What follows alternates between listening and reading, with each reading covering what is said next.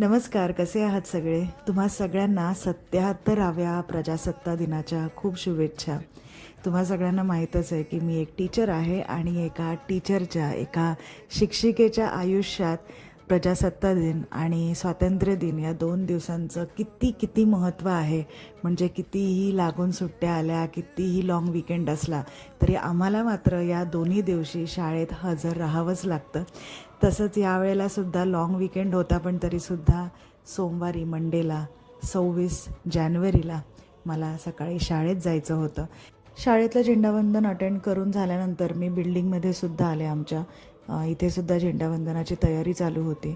लहान मुलं खूप उत्साही होती, मोठी माणसं जोमाने तयारी करत होती आपला तिरंगा फडकवण्याची आणि थोड्याच वेळाने बिल्डिंगमध्ये सुद्धा छान असं झेंडावंदन पार पडलं.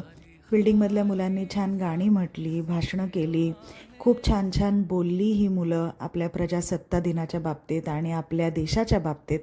आणि त्यानंतर आम्ही सगळ्यांनी थोडा वेळ तिथे घालवल्यानंतर आपापल्या घरी परतलो.